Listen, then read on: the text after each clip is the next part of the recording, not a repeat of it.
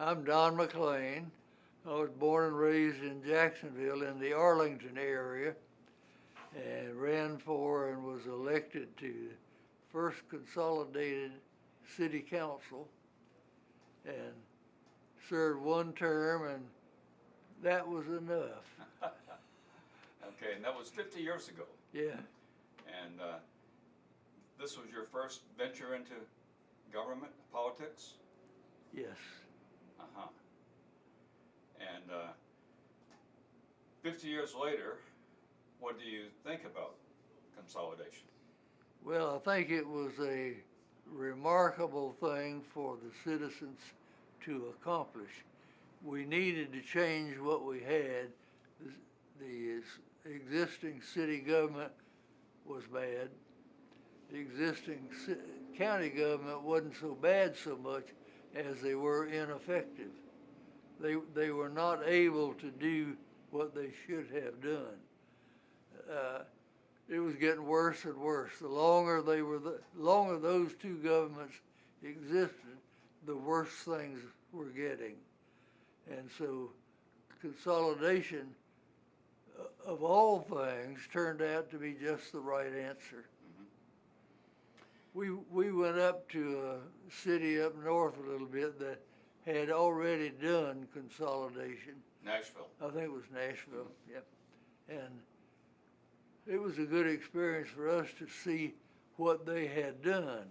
They had problems similar to ours, but not like ours, but they solved it with consolidation. And so when we came back, we felt a lot better. We had seen where it worked. And in August 1967, there was an election, and voters overwhelmingly approved it. Yeah. Did that surprise you? It wasn't so much surprise, it was grateful. I was glad that it had happened. It meant that we had had enough communication to explain to the people what was going on, that they felt comfortable doing it. Not just comfortable, but glad to get it done. And so we were off to a good start. So you were elected to this new government, and there was a period of time where you hadn't been officially, you didn't take office until October 1, 1968. What about that period of time when you were getting ready to? Well, that was a good time to be glad to talk to the citizens and to confirm that this was, while it was a big decision, it was a good decision. One of the things that I worked on, but especially, everybody worked on it, but I worked on zoning. We had to consolidate city government with the city zoning, county government with the county zoning. And thankfully, we were fortunate enough to come to a conclusion that we should engage the citizens. So we created a zoning group, some city, some county. But they got together, and I remember one lady particularly, Nancy Crabb. I don't know whether you met her or not. Yeah. Yeah. But she was in the zoning group. And fortunately, we had enough smart people there and politically wise people involved in the citizens' zoning. They weren't so much in power as they were enabling us to do what needed to be done from the government standpoint. And then we would have a proper kind of zoning. I don't mean to make light of it, because it was a tremendous effort going into putting the two zonings together and then operating under them. And it worked out good. As you look back on it, are there things that you think should have been done, should have been part of consolidation that weren't? Well, hopefully there are not many of those, not as many of those as were bad in the prior two governments. But all the time we were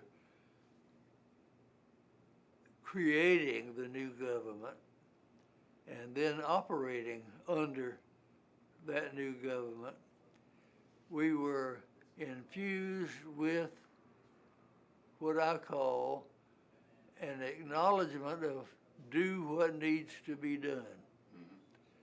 So that we were not mired down thinking what we have is good enough. Let's do what is necessary to make this thing really work. So you were not a politician. What kind of work did you do? I am a retired real estate lawyer.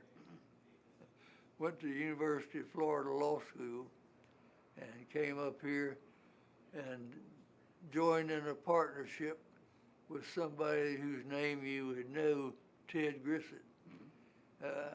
Ted and I were both in the same partnership. There were two others. And both of you on that first city council? Yes. Yeah. He went up and I went across. So it must have been exciting to be on that first city council. It was exciting. It was an opportunity to be a part of something that would move Jacksonville in the right direction instead of being mired down and not getting things done. We had a jail that was a terrible mess. We had people locked up in cells and no way to take care of them. It should have been easy. They were there, but we didn't do our government did not do its part. We corrected that. Now this would be speculation, but what do you think Jacksonville would be like today in 2018 if we didn't do consolidation? I think it would be a continuation of the way it was at the time the citizenry made its decision to go with consolidation. City government was not good. County government was not good. I won't say what's wrong, but neither one of them were good. And both of them needed to be replaced, and that's what we did. And the voters were convinced that Yes. change was needed. Why do you suppose more cities haven't done it? I think it's a lack of being comfortable with making that big a decision. That was an audacious move. It did not accomplish what we were looking for until we made it accomplish what we were looking for. So that just being consolidated was not the full answer. That was just a step in the right direction. Well, any other thoughts as we get ready to celebrate this 50th anniversary? Well, I'd like to say I thank the citizens for voting consolidation in. I thank the many volunteers like Nancy Crabb on zoning, because we were able to reach out to the citizenry and get the help that we needed, where the two governments before consolidation did not make that move. They were just mired down, kind of caught up in politics. And there was outright scandal and corruption. Yes. Which Yeah. may have, We did not know how we were going to get where we wanted to be, but we found the way to do it.